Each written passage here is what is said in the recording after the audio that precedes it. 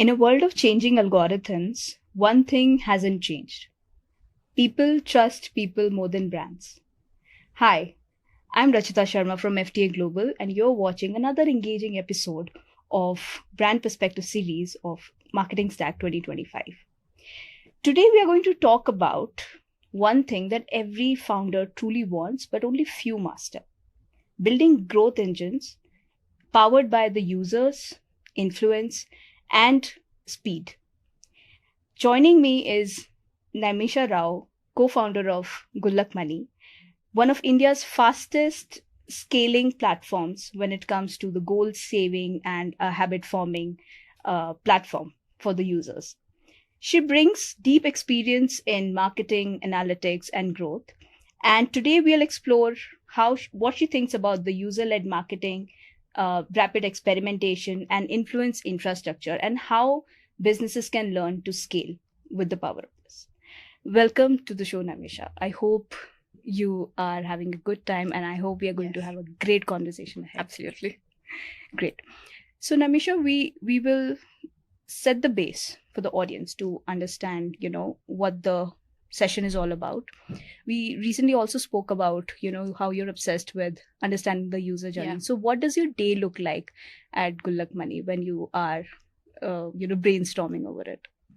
Okay, when it comes to users, what the day looks like is, I think for us, understanding a user or researching about a user is not a one-off activity, right? It's not something we do quarterly, we pick one question and we try to understand that from a user lens. For us, it's a daily ritual.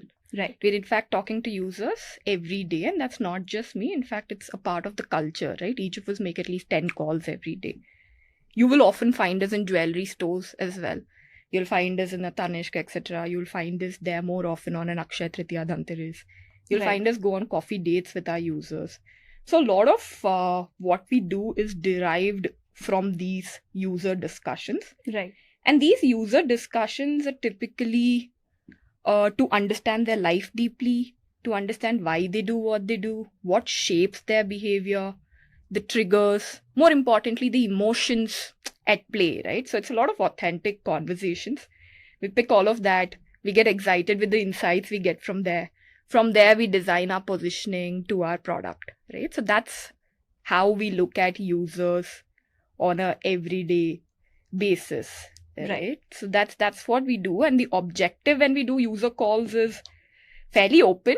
But there are two things that we stress about a lot when we are talking to users. The two big questions in our head. One is always, who will cry if we die?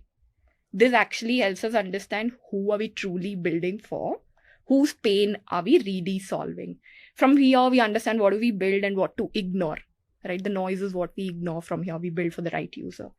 Then there's the other, it is what emotions are at play when you're saving or investing or buying gold, right? That actually sharpens our positioning in brand. It's very deep rooted in human truths, and that's where the foundation of growth comes from.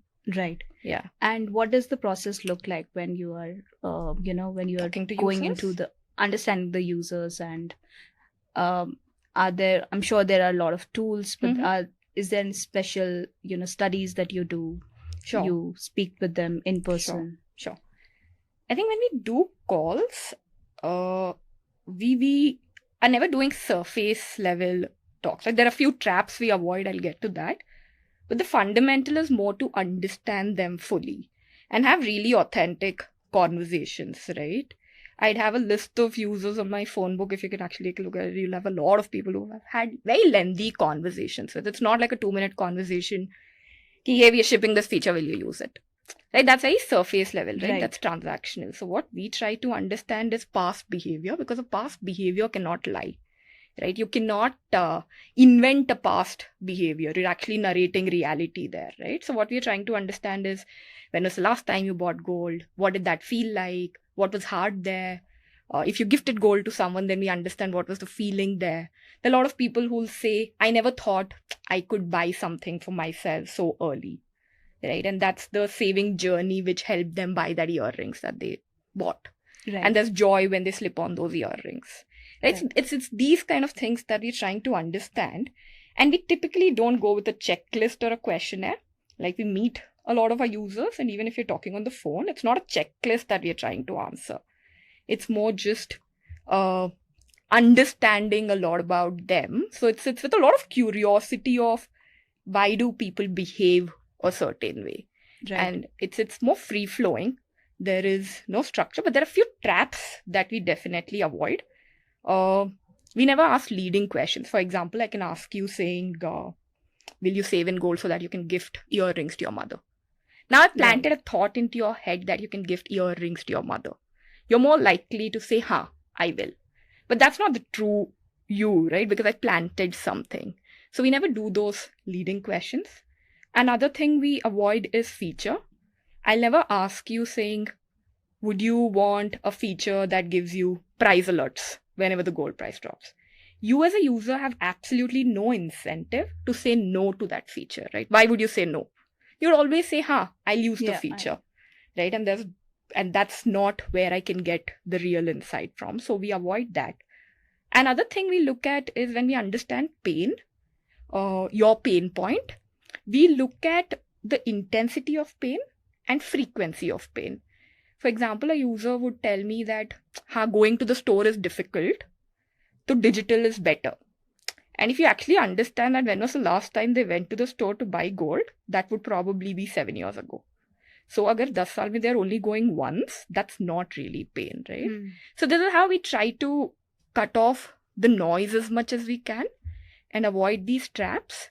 But at the core, it's about being extremely curious about what shapes their behavior. Right. Yeah. I love this process because I think we as marketers, we keep on, most of the times we also forget that, the real insights come when you actually talk to your prospects, your customers, right? Yes. Not in the reports. Now, when it comes to the fintech, there are like billions of reports. Yes. Decoding the Indian consumer, decoding the markets, decoding their income levels and all. But since you're working at such a ground level, has there been like a revelation in terms of an insight that none of the marketing reports have actually, talked about it? Sure. I can give you examples of my conversations, but to sum up, I think a report is going to give me data for sure. And I am a sucker for data as well. So I love all the data parts as well. I'm a true analyst in that sense. But a report has never told me anything about the emotion. For example, the joy that Rachita feels when she's bought that first pair of earrings, a report is not going to tell me that. Right. The pride I have when I'm gifting my mom gold is not something that's in the report, right? The joy of gifting yourself, the pride in gifting your mother, the pain at times when you splurge in gold and that burns a hole in your pocket is not a part of the report, right? So these nuances are always missing from the report. Right. The human emotions are so complex, I think it's difficult to condense that into a report, right? And here's where talking to users helps. How a report helps me definitely is a report sparks a question in my head. And then I start thinking, why is this? And then I go to the user and then I actually get the answer to the why. Right. So yeah, I think that's the, while there are great reports, I have not found a report which actually told me about the true, honest emotion that my user is feeling, which I think is where I'll get the deep human truth from, and which is where the foundation of growth really comes from, right? We relate to emotions. Right. Yeah. Any example where, a particular insight has actually led you to made a decision, you made a change in the, on the platform, any, business centric change that you have done? Yeah. Okay. One of my favorite conversations was with a woman. I met her in a cafe. I had a very long conversation with her for 2 hours. I'll tell you why I was doing this conversation first, right? This was, so I was trying to understand why men are more okay to explore more investments than women in general. And my hypothesis, I think the more I was observing, felt like men have more conversations with their peers around returns, which fund is hot, what's the stock that you're investing in, boasting about how much they've made. And I found that lacking in women. And I thought, and I don't know if you agree, but you would have also seen that, I don't know how many times did you have finance or investment conversations with your girlfriends, right? And when I spoke more, there were very few girls who had this, but in men, a lot of them did, right? And then I thought, is this why investing feels distant to women? And There's such a gap. Yeah, and they find it intimidating.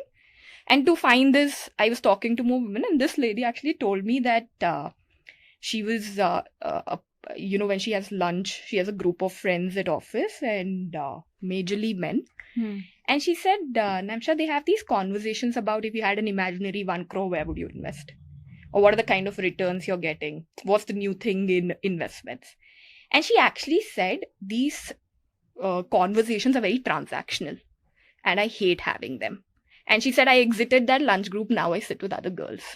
And then when I started talking to more girls, I found a pattern. For women, I think money, they look at money differently, right? For men, True. Money is the end, right? Like this wealth is the end. Returns or how much money I made is good. Right. For women, it is, what can this money do? It's a means to an end. So it was basically, can this fund my child's education? Can this help my parents when they need me? Can this sponsor the house that I want to buy? Right? So it's a lot more meaning than just returns, right? Initially, I was set out to do more workshops and webinars for women, more content around finance, educate them, empower them. After this, I started to realize that's not what they want. It's just a positioning shift that was needed to actually change it from returns to more what this can do. Like instead of saying 11% return or 12% return, it's what can this do? It's more goal-based for them, right? So that changed the way I communicate to my women consumers. We're also experimenting a lot with the flows that can be inclusive for both. So yeah, I think that was profound for me because I thought it was just a literacy thing, but it's not, because these are really smart women that I was talking to. It's not difficult for them to understand returns. Right. So yeah, I think this particular insight that actually has stayed with me, because now I am, pondering over my whole financial decisions and how I've not been vocal about it with my, girlfriends, for example. Now, when it comes to understanding the user deeply, I do understand that, you're very obsessed with it, and one should be. Yeah. I mean, that's the right way. But there could be a lot of noise also, because when you're talking, you're taking surveys, you're collecting feedback, there could be a lot of noises. But from that noise, how do you capture the right signals and that you understand that, this is right for my business? What does that process look like? I think naturally we're able to avoid a lot of noise because the way we do the research itself has evolved a lot now. Initially, if you've asked me 3 years ago, I think I'd say there's a lot of noise. And I think we've evolved in the research process, right? So today I don't find a lot of noise, but it's not to cut the noise after. Right. It's to avoid the noise before, right? Which is what I told you, that you avoid a certain traps, right? People are talking about their pain, but you'll have to understand the depth of pain, the frequency of pain, for example. When you go to the past behavior, there are no lies there. And if there is a possibility of a lie, a 5 why framework is very good. You keep asking why, you'll get to the truth.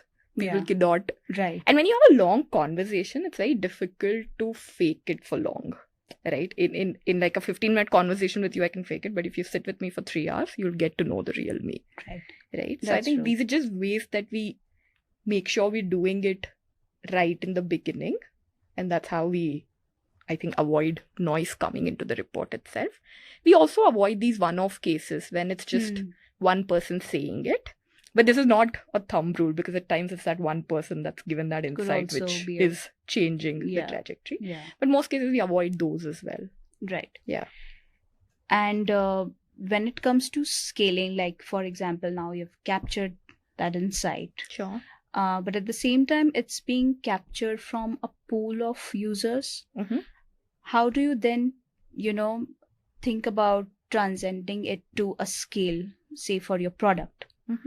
What does that process look like? Because it might be true for a certain region, for a certain locality, from a certain cultural nuances perspective also. Yeah. How do you decide that this is something I need to scale for my business? Because this is something I've captured and, I think this will help. Sure.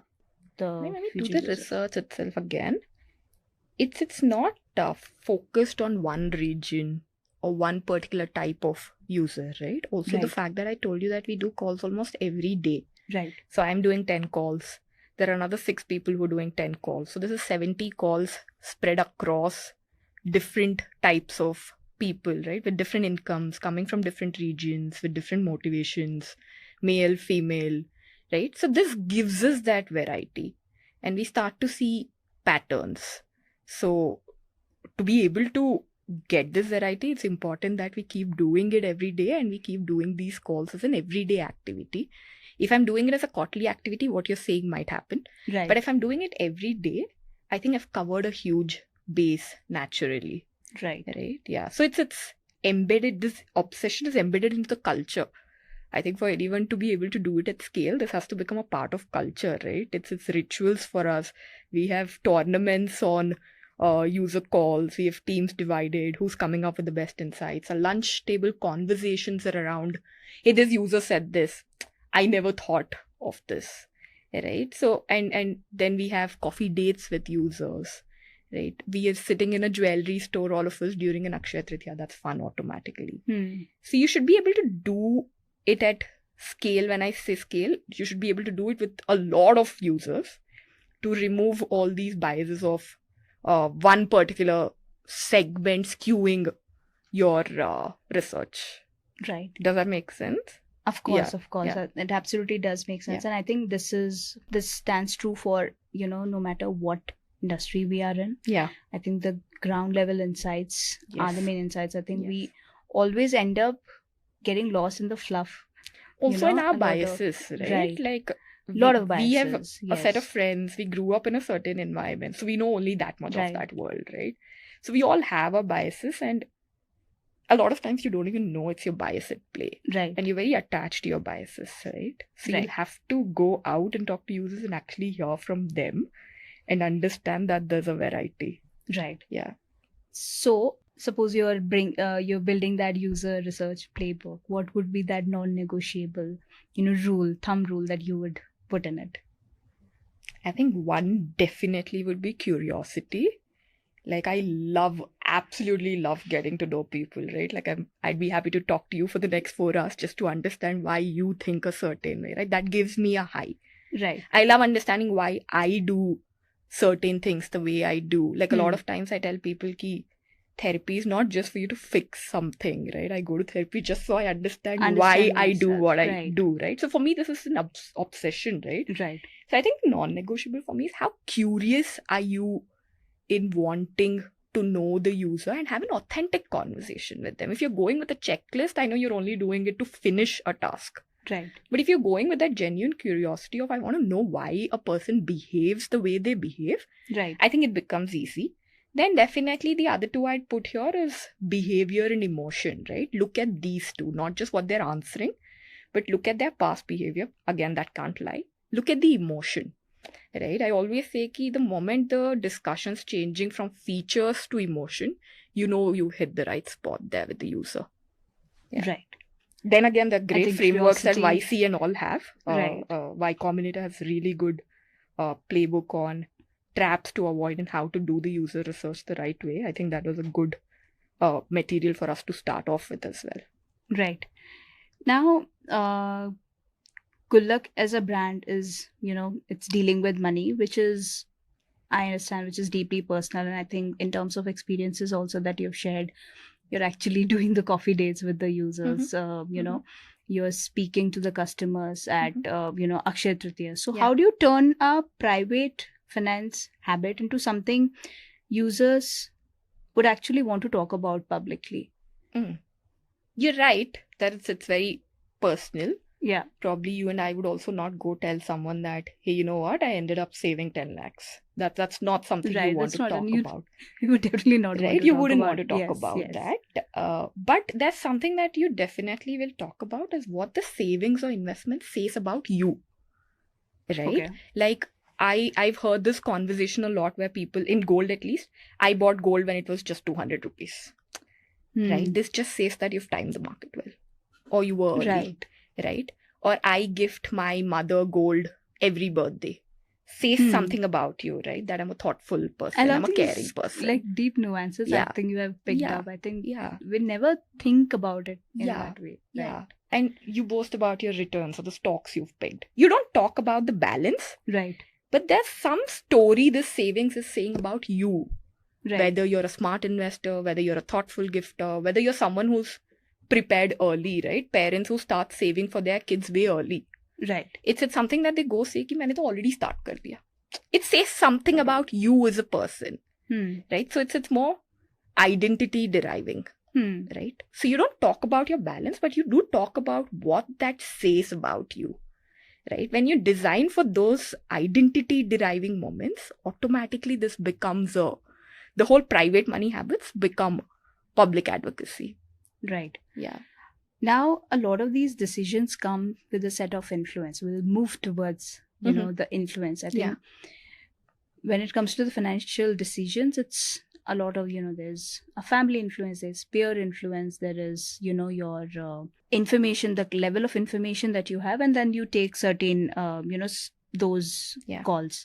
When it comes to defining the success of such decisions, like, you know, some of the metrics that we'll talk about, how do you measure the influence? And I think because why I'm asking this, say for Gullak Money, you are enabling a decision which might not be one's own, right? Which might be coming from, you know, a certain relationship or a certain friend. Yes. How do you define the success of it? Like, how do you measure that? How do I measure that? See, clearly, the more you know that your user mix, let's say 50% of that is coming. For me, 50% actually comes from word of mouth. Right. So I know something's working, right? 50% is word of mouth. When I do an influencer campaign, I look at how many converts I got from there, or is there a spike in brand searches, or is there enough shares, right? So that's how I measure it. I don't know if I'm answering exactly what you're looking for, but the way to measure is you actually have it in your metrics itself, whether influence is working or not. That's how you look at it. Right. Yeah.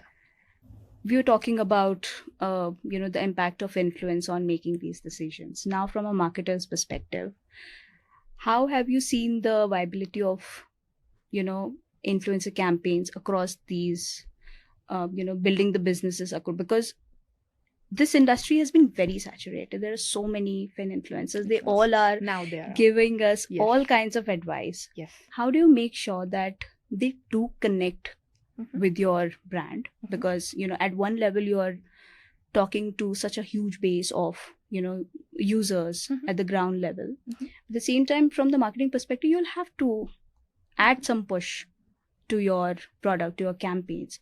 What sort of influencer marketing mix do you think for such a fintech platform would work? So to answer that first part, that influencer bit, I think, see, the framework we followed, the principle we followed, typically even when we were engaging with an influencer, in most cases, we only engage when they also believe in the product, when they themselves are a user of the product. Right. There could have been really good influencers with good reach where probably that synergy didn't sit, they didn't find value, but they were still okay to promote. I said, that's not where we'd do it. Right.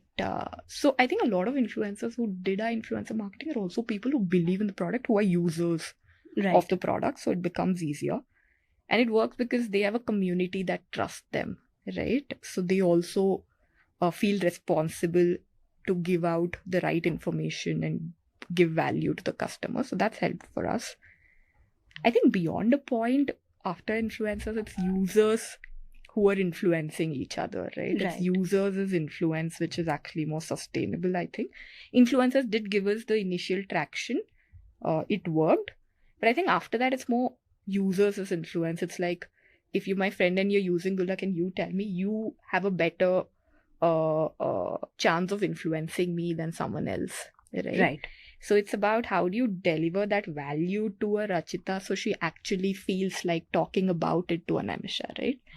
And it's about how do you engineer certain moments, what I just spoke of, identity, right? If Rachita starts to feel like I'm a better planner now, or I'm smart that I did an SIP and I averaged out the price. I didn't have to worry about timing the market, etc. And doing an SIP, averaging out, I was able to get gold at 5K, and today it's at 10K.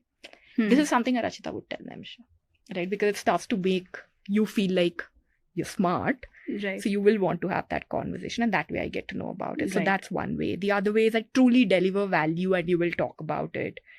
The other is also, I think it's important that I fit in enough triggers.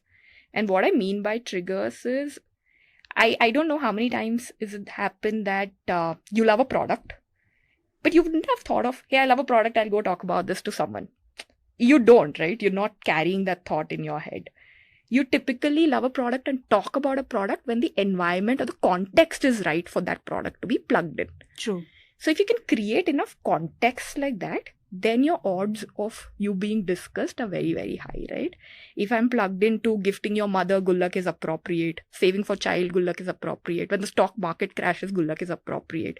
So I am spreading my chances, right? I'm increasing all those chances of getting into a conversation. So that helps. So these users and influence, I think, is how I see it scaling. Right. And considering this, goal saving habit, it gets very nuanced when it, comes to the different types of, like we call like 3 types of Bharat, right? And I'm sure you must have worked at, different levels of regional and local influencers, right? For everyone. So what have you learned about building those trusts? Because talking to someone in Meerut, talking to someone in a city like Ghaziabad or Aligarh, you will require a very different skill set because they have been under some preconceived notions of, okay, saving money via, the generational gold wealth. How do you influence them? How do you perceive them if that is also under your target markets? It is under the target market. To be very honest, I've not found a huge difference in how they think. But yes, if you look at it as early adopters versus someone who trusts the product a little more easily versus someone who doesn't, right? Those are the nuances. But at the core, I think we're all very similar. I think it really helps. We launched this feature where you actually can redeem your gold balance at a Tanishq or a Malabar, etc., right? Just seeing that on the home screen of the app, or it was important for me to use that in the communication more when I was talking to a tier 2 audience, that you can also withdraw your gold savings at a Tanishq, automatically added a lot of trust, right? It's important to win the trust and to borrow trust there. Building trust takes a lot of time there. So I'm borrowing trust, right? I'm borrowing it from a Tanishq today. Or it was something like, what if you shut? Is a question that comes very often in fintech apps, right? I'm to saving, mera 10 gram ho gaya, but what if you run away with my 10 grams? So we designed this flow where it is like, save and get it delivered to your house. So you don't have to worry about it staying with me. I'm just helping you save. So the flow itself was for you to get it delivered to your house. And when you hold it once, you start trusting it more. So I think trust plays a little more differently. I'm also starting to discover that what doesn't work here, probably here celebrities are being used more to gain attention.